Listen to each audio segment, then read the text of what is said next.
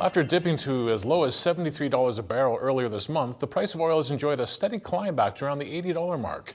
My next guest says we could see further gains in the commodity as we head into the summer driving season. And he has some interesting charts to help explain what's happening. Hussein Allidina, Managing Director, Head of Commodities at TD Asset Management. Hussein, great to have you back on the show. Thanks for having me, Greg. So let's go through these interesting charts you've bought. We're talking about the summer driving season. Summer is upon us, but also a few other things happening. Show us the picture and tell us the story. Sure. So I think the first chart shows U.S. gasoline demand. A couple weeks ago, U.S. gasoline demand wasn't as robust as it is today. As you head into the summer, it's summer driving season. You've got schools in the U.S. and Canada that are soon to be finishing, and you're going to see, I think, a pickup in gasoline demand. What's really, I think, supportive for the oil trade, for the refined product trade right now, is the fact that notwithstanding higher prices and concerns about the economy, which have been prevalent, I think, for some time, gasoline demand is holding pretty resilient. We're in the 5-year average, and over the course of, again, the next couple of months, globally, we see a seasonal increase in demand in the tune of between 1.7 and 2.5, 2.6 million barrels a day.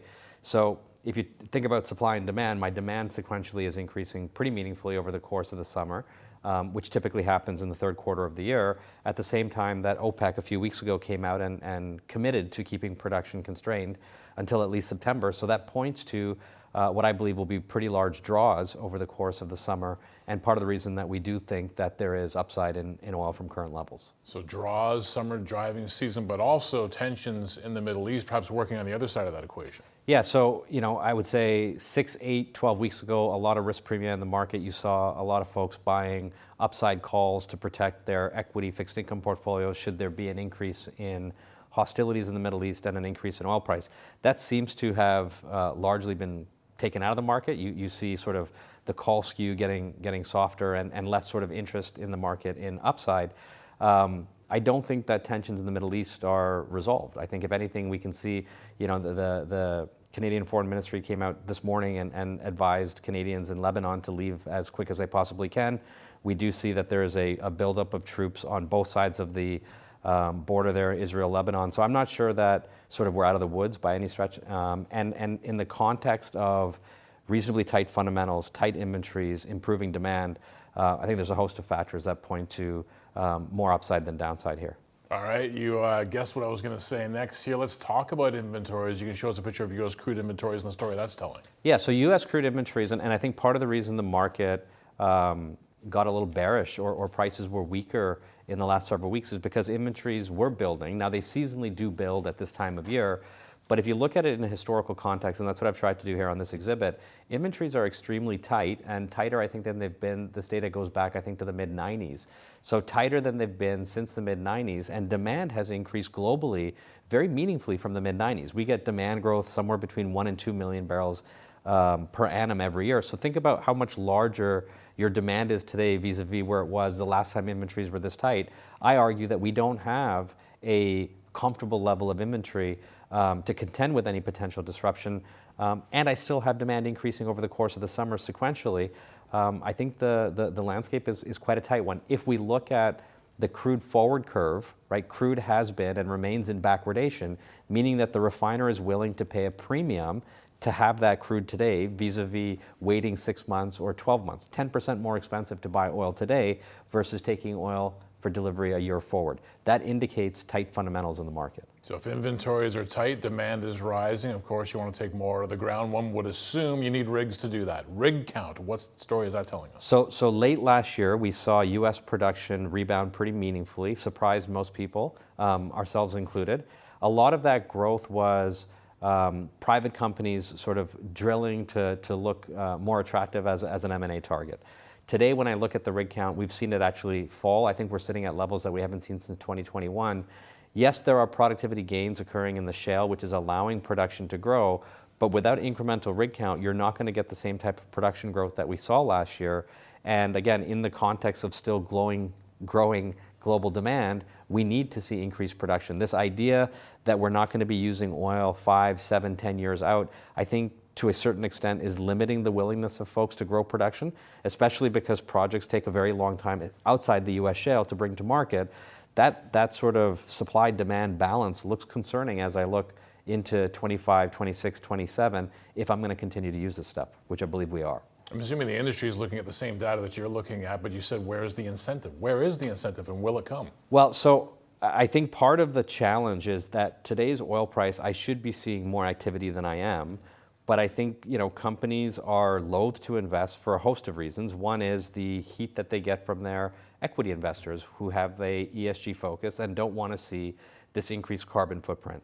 On the other hand, this sort of, I think what is wrong, sort of consensus idea that we're not going to be using oil in 5 years. I think the IEA actually came out a couple weeks ago and doubled down and said, oil demand is going to peak again in 5. They've been saying this for, almost as long as they've been doing commodities. If you look at the underlying data, demand is not decreasing. Demand decreases when GDP decreases. If you believe that the global economy is not going to grow, then there's no pushback. I won't push back on this idea that energy demand is not going to grow. But if your prior is that GDP is going to grow, energy demand will grow. The problem today, I think, is that companies are loath to invest because ESG and because of this idea that, hey, 10 years from now, we're not using this commodity. I'm not going to spend $3-4 billion bringing in upstream production that isn't going to be producing for 5 years. I'm not going to break even on in 10 years. It's a very dangerous, I think, dynamic that we're seeing today. Well, let's talk about it then. I mean, as if it's a business or looking at margins, you actually have a picture of refining margins for us as well. But is this part of the story? Yeah, so the reason I include refining margins is refining margins have weakened from the highs that we saw last summer. So you saw US margins, global margins in the $30 to $40 per barrel range. And a lot of folks have argued that with margins down from those peaks that we saw last year, you might see a sort of reduction in crude demand. I'm still making $20 plus if I'm a refinery for every barrel that I refine. That talks to not only the tightness on the refining side, just like we're not spending money on upstream development, upstream production, we're also not spending money to build refineries, because why would I build a refinery if I'm not using gasoline or diesel 3, 5, 7 years down the road? Today, refining margins are quite positive. That tells me that refiners are going to consume crude to make the product that you and I consume.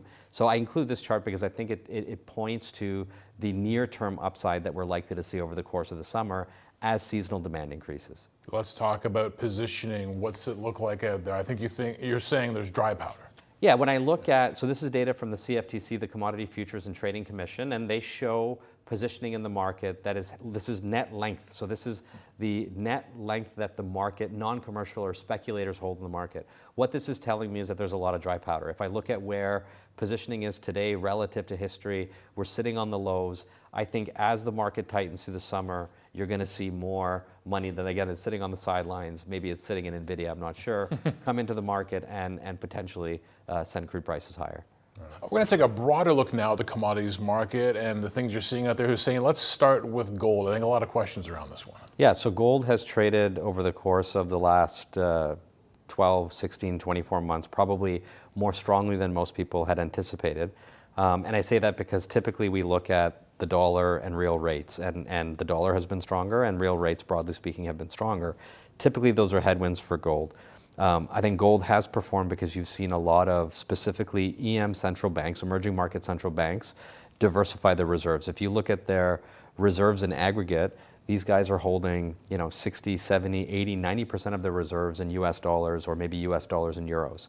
I think over the course of the last 12 months, we've seen a marked change in their appetite to hold gold, and that's coming not just from China. People talk about China quite a bit, but you're seeing it from a host of EM central banks.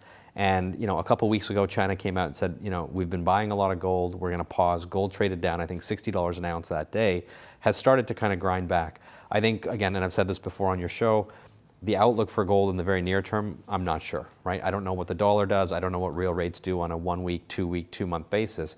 But I think medium term, if I look at how much paper, how much fiat is still held by EM central banks, how little gold is held by institutional and retail investors in their portfolios. And I think part of the institutional and retail lack of appetite for gold has been the resilience and robustness of equity markets, right? If I'm choosing between the S&P and gold, which is not paying anything, S&P goes up, it feels like 5% every week. I'm kidding, but it feels like there's a lot of inertia there. It's clear that I want to hold equities. I think that when we see a bit of heartburn or anxiety in the equity market, that will support flows into gold from the retail side. Institutionally, when you think about your portfolio construction, there's very little in the tails of the distribution that you can own to protect your portfolio. Gold actually benefits you in those tails. And I think in this world of inflation volatility, we saw the Canadian CPI print this morning. I think the interest in portfolio construction broadly is going to increase, and I think gold benefits from that. Interesting story on gold there. I know you want to talk industrial metals, particularly copper. What's the story here? Yeah, so we were actually very constructive copper heading into 2023. We're constructive through most of the first quarter. We started lightening up on our copper exposure because we think it had moved kind of too far, too fast, too far, whatever the saying is. You know, the rally that we're seeing in copper, or that we have seen in copper, that took us all the way to 11,000 a ton, was driven primarily by this idea that, you know, as the NVIDIAs of the world need these data centers, you're going to need more power generation, and to move that power, you'll need copper, aluminum, et cetera.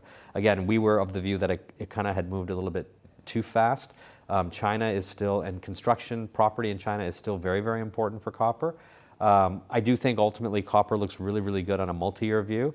I think we're going to have to see an improvement in the fundamental data in China. Now, we are seeing signs of social inventories drawing lower in China. TCRCs are quite tight. I think you're seeing things improve. We like it more here at 92, 9,300 than we did at 11,000. Okay, copper story. I'm going to talk about a commodity now, a bit different than the first two. We've talked about grains. What are you seeing in the space? So grains, if you think about, you know, we've talked about oil, we've talked about the metals. They take a very long time to see a supply response, right? If I see copper go, as we talked about, from 9,000 to 11,000, copper can go to 15,000. We're not going to bring on new copper production next year. It takes 7 to 10 years to bring on greenfield copper production. Oil, very similar. It takes 3 to 5 years to grow non-OPEC upstream production. Grains respond materially quicker to changes in price. Again, it's not Amazon Prime. It doesn't happen overnight, but we saw high grain prices 2 years ago following Putin's invasion of Ukraine. That, I think, has stimulated farmers to not only increase their area harvested on the margin, but they're slightly more affluent so they can put more love into the ground. They're putting more fertilizer, better husbandry, et cetera, so you're seeing better yields. Now, take all that together, we are seeing corn, soybean, wheat inventories build. We're not sitting at egregious levels of inventory, but probably not tight enough to justify the risk premia that you've seen in those markets over the course of the year. So we think they continue to decline as they have. You know, I think the grains subcomponent of the BCOM is probably down 15% year to date. There's probably another 5-7% downside in our view in those grain prices. The risk, of course, is weather. And the market has been fretting about weather. It was really, really dry and hot in the US a few weeks ago. Then it was quite wet over the weekend.